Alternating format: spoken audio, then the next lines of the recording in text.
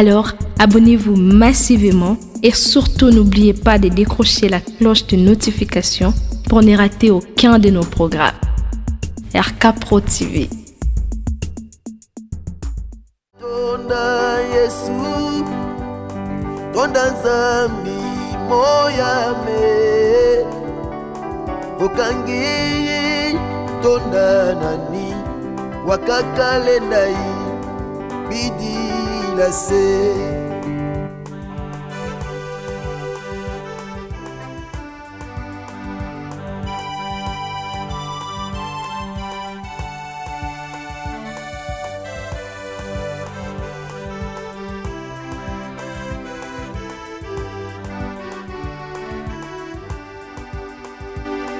Utilanga masemeto, yundulanga mwanandi, mwanisanga menizeto, nanipi na Nzambeto. Tonda, tonda, tonda, tonda Yesu, tonda Nzambi moyame, bokangeye tonda nani, wakakalendai bidi la se. Nzambe azali tata, solo nako banga te. Nzambe azali tata, solo nako banga te.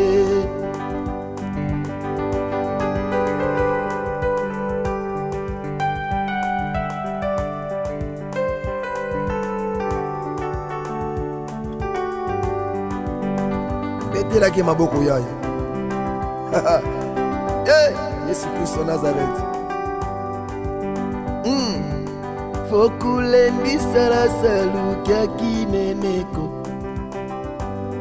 koso salu toma salakyo,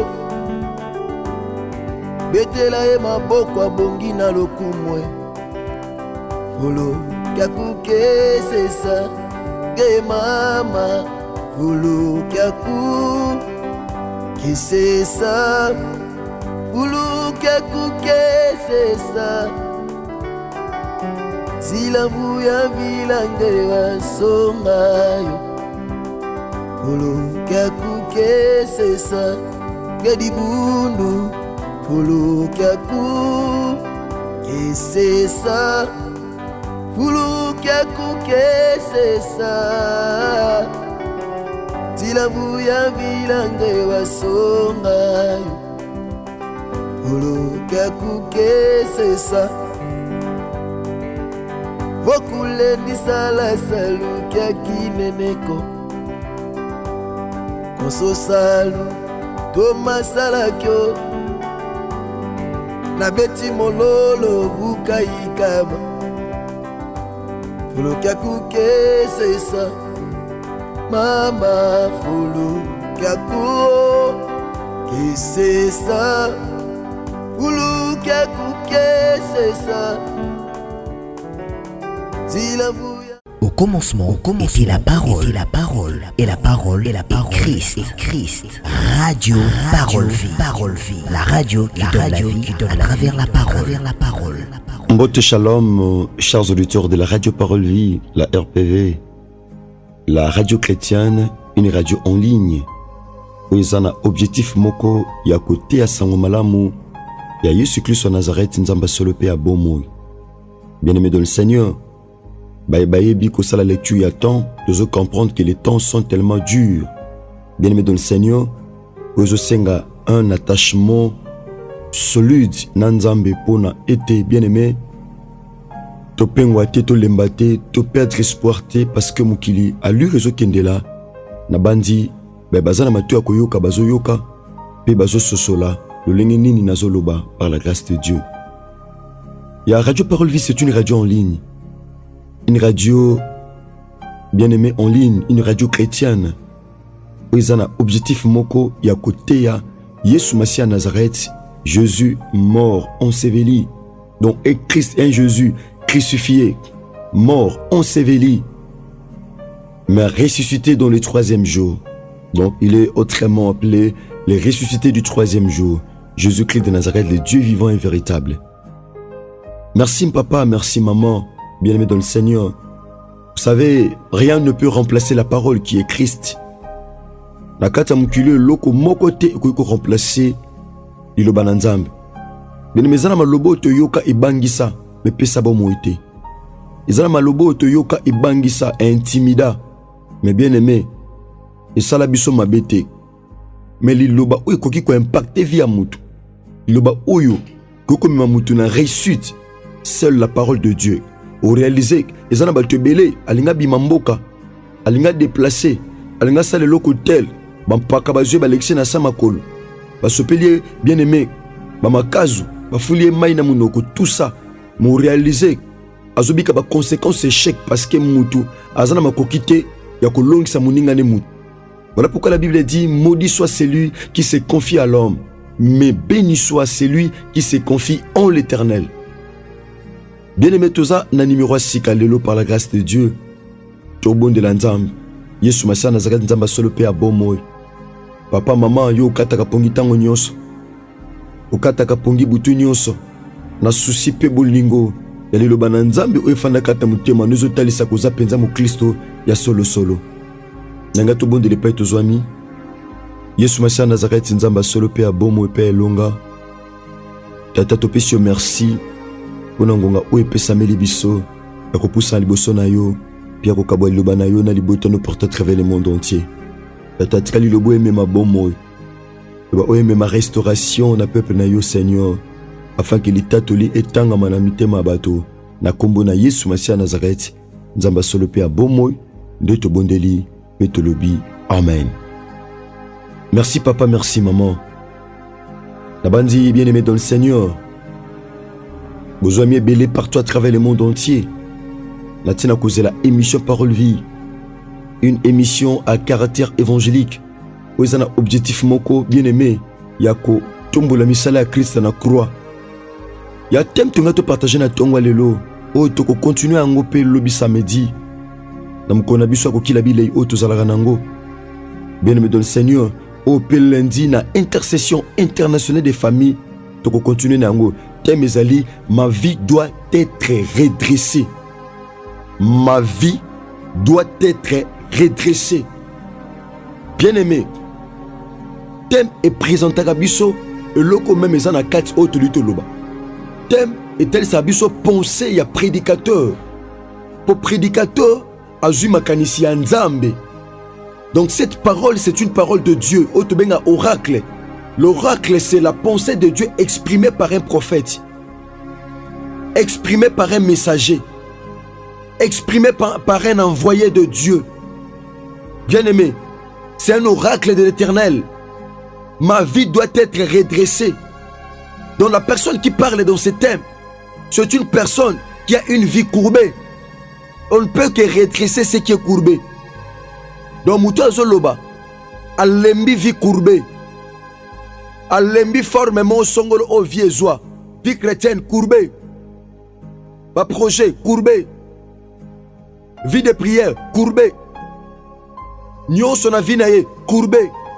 Mutuana atali asali analyse, asali observation. Abi non, je ne peux jamais continuer. Et on vivre dans des conditions heureuses. N'a jamais continuer. On vivre dans des l'heureux. N'a jamais continuer. Pour vivre ma vie doit être redressée. Bon, moi, on a fait comme à redresser, fait comme à tout droit. Et cause à tel, on a pengui, on a belly, le but qu'on a biki, le but qu'on est simbi, le but qu'on est simbité. Oh non, Moutou Aza Courbet, c'est une personne, bien aimée, instable, instabilité. Donc Moutou Aza instable à comprendre que Vinaye, Eza courbé et Sengela za la redresser na domaine mo songolo na likamo songolo. Lisons rapidement la parole de Dieu, chers auditeurs de la radio Parole Vie.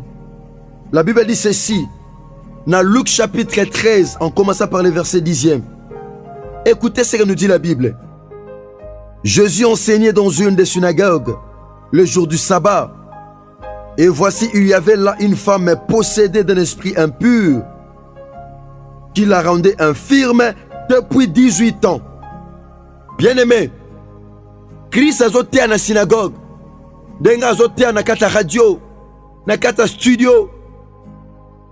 Comme je suis en train de prêcher, nazako exprimer, vous allez penser en Nzambe.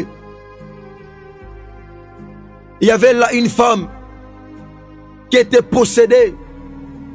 Il y a des gens aujourd'hui possédés par le diable. Il y a des familles aujourd'hui possédées par le diable. Il y a des gens aujourd'hui possédés par le diable. Bien-aimé, Nakata synagogue, lieu, il y a lecture, lieu d'adoration, lieu de prière, lieu, il y a lecture, il y a livre sacré. Mais il y avait là une femme qui n'a esprit impur. Bien-aimé, la Bible dit dans leur détresse, ils crièrent à l'Éternel. Psaume 107, verset 19 à 20. Na pas na bango. Babelela ki Yahweh. Dieu avait envoyé sa parole parce que la délivrance est dans la parole. Mon frère, ma soeur, maman, papa, la délivrance dont tu as besoin est dans la parole de Dieu. Parce que c'est la parole de Dieu qui nous délivre.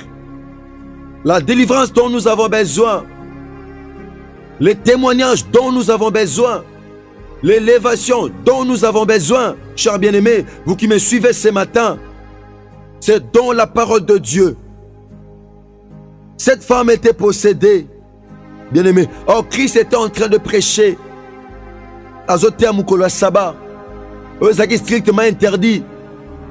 Bon, là, me cause à l'accorder t'es pas inamout. Christ était en train de prêcher. Et il y avait là une femme possédée d'un esprit qui la rendait infirme depuis 18 ans. Bien-aimé, infirmité na yo, et ça combien de temps? Infirmité, ça ben incapacité. Infirmité, et ça tout simplement incapacité. Une personne infirme, elle a une borne, elle a une limite. Une personne infirme, c'est une personne limitée. N'habite infirmité na yo, et ça na quoi nin, na zone nin, na domaine nin. Une personne infirme, c'est une personne incapable. C'est une personne limitée. Tant moussous, infirmité kozala, na makolo, tant moussous na maboko, tant moussous ne sikamoko songolo. Mais sa volonté en zambete. Mais moutou bongo a se retrouvé infirme. Et ça na moutou mon côté a sepé là. Aza olengaza. Mon frère, ma soeur, comme il samate. Il y a un Dieu capable. Et ça moutou soko réaliser infirmité na ye. Et ça spirituel. Azo tambula, azo lia, azo mela. Parfois zape footballeur, parfois zape sportif dans le domaine mo songolo na sport. Mais dans son intérieur, azo une infirmité. Maladie c'est une infirmité. Pema, oh pema. Mo Congo, passe, c'est une infirmité. Maladie les autres tungiso mon frère, ma soeur. Eux ont meliso bakis. Tension wana. Eza infirmité. Infirmité, c'est la physique. Infirmité, c'est la morale. On dit que quelque chose dans la vie, c'est aussi une infirmité. Tu ne crois plus que Dieu peut faire quelque chose dans ta vie. C'est une infirmité. L'incrédulité est une infirmité. Manque de foi est une infirmité. Bien-aimé dans le Seigneur, il y avait un esprit. Comme ça, moi si haut infirme. Parce que derrière toutes les choses, il y a un esprit. Bien-aimé dans le Seigneur, derrière toutes les choses, sachez-le très bien, il y a un esprit. Derrière Bandoto Lotakana, il y a un esprit. Derrière Perto Salakabambon, il y a un esprit. Derrière Vortement, bien-aimé. Oh, Yebeli Moutouna Makolote, c'est un esprit. Derrière Maladie, il y a un esprit. Derrière Béchek, il y a un esprit. Bien-aimé, moi, ça, où me 18 ans. Il y a autant de ça, 4 ans. Il y a autant de 5 ans. Donc, cette femme, ayeba qui te que passe wana, et zala qui yaya provoqué na l'esprit à ma bé. Tant mousso ando qui ne peut kiné. Il y a un moni tant moi na beli, tant ozo bela. Quand l'hôpital les a ma bête. mais associer Nzambe na ba traitement sozwa. Associe Dieu. Donc c'est que tu fais comme des traitements. Yo tango zwa pas qui mamba ou pas médecin. Médecin au traiter dans d'autres na molimo au traiter. Moins de problèmes na santé. Même pas moi qui pas médecin. Le médecin a sa limité. To boite médecin yekoli nzoto mutu, ma yekoli tende ba bikisa mutu. Domaine ko bika. Ya le biko zo te pa na Nzambe. Médecin zo traiter o azo mona, o machine zo mona, mais spirituellement à quoi traiter autant. Tu n'associes pas Dieu pourquoi dans tes problèmes de santé. Oh c'est pelo melaka bakis. Oh c'est pelo za ba rende fa tout moment na médecin. Moko bisanzamba tellement, Job a dit, je sais que mon rédempteur est vivant, il se lèvera le dernier et il agira. Pour ces problèmes-là qui te pincent le cœur, cher bien-aimé dans le Seigneur, vous qui me suivez partout à travers le monde entier, non te ayo mon frère ndeti no mon ayo. Je suis le prédicateur de la bonne nouvelle. Nazo te a papa moko, maman moko, o asala Christ confiance. Ozo kata pongi tongo nyonso, ozo kata pongi pambata, poke senga nyongo te, poke ko bunda te, poke musala ka te. Donc les moussa les âmes bêtes. Mais c'est important c'est le banan Nzambe parce que c'est la parole qui délivre, parce que c'est la parole qui guérit, parce que c'est la parole qui élève. Oh, moi je parfois pas donc que bakine, à ce soin.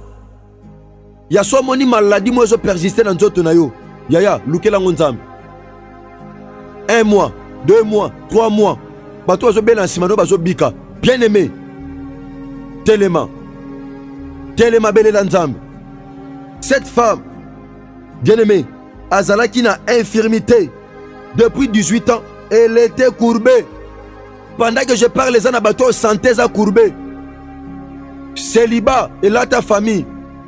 Tiens, ça est comme à courbé. Tiens, ça est sali 3 ans, 5 ans.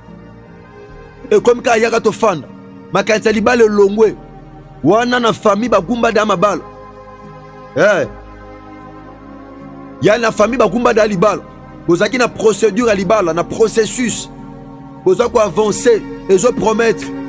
Vous réaliser. Le coup là, vous tamboulez penza malamouté par erreur. Yaya, moi ça je sais.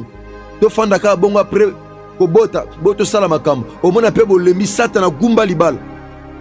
Au bel ba mettre ba changer ka ba kiss. Santé gumbama. Yo musale simba ka ate, musale gumbama. Yo ba faire simba ka ate, ba faire gumbama.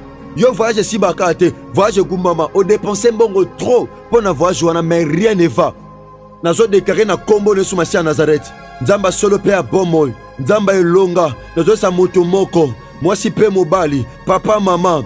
Ozo landa biso partout à travers le monde entier. Ataba gumba yo 18 ans, ataba gumba yo 20 ans, ataba gumba yo 30 ans. Il y a un Dieu capable de te redresser en 1 minute. So batamuki ba inventer ba bombe. Neutraliser Moukili dans 30 minutes. Mais il y a un Dieu capable de réparer ta vie en 1 seconde. Oh non, en 1 tierce. Il y a un Dieu. Il y a un Dieu qui s'appelle Jésus-Christ de Nazareth, le Dieu vivant et véritable. Cette femme était courbée. Qu'est-ce qui est courbé dans ta vie, cher bien-aimé, mon frère, ma soeur? Ni les a courbés dans la vie. Ni les a courbés. Merci papa, merci maman. To komi pratiquement na souka émission na somo kola lelo de konanga radio parole vie kolani sama recommandation to se pa na Nzambe na bon moy Yesu masa Nazareth to jenaka chaque samedi to continuer na thème o to ko tika la teboy ma vie doit être redressée vine ko tika la teboy courbé dans lobby to zana jeune zo banda déjà bouton lelo vendredi bouton zo kabula lelo vendredi na lobby samedi ne to banda jeune to continuer thème o to chuter na lundi na internaf, topé na intercession internationale des familles. Bien-aimé, to sambela, to kilabilei, to jeûner. Pambate, mitumbe makasi. Wamo ozanango, ils ont nécessité vraiment intervention en Nzambe.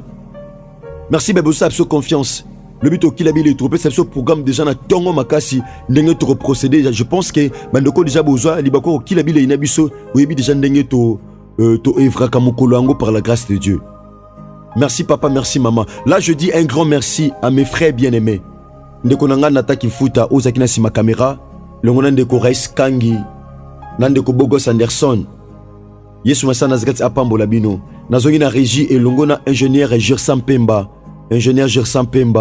Mayamona, Yesu Masa Nazareth nzamba solo pe abomo amona bino bongo na bosani te ndeko Chris Kundenga Enoch DG ndeko Chris Kundenga ndeko Trésor Ntingi Yesu Masa Nazareth apambola bino opo simba mina losambo oyo okomela biso na plus 243 89 75 70 917. Merci, que Dieu vous bénisse. Au commencement était la parole, et la parole est Christ. Radio Parole Vie, la radio qui donne la vie à travers la parole. Abonnez-vous sur RK Prod pour équilibrer votre vie. Un programme consistant pour votre vie chrétienne. Campagne évangélique.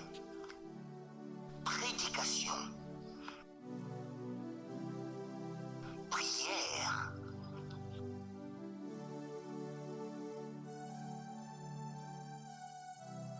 Enseignement biblique. Divertissement.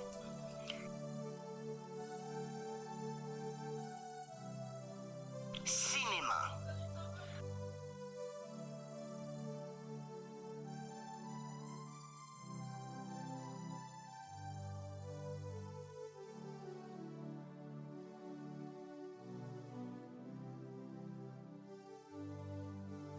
Musique.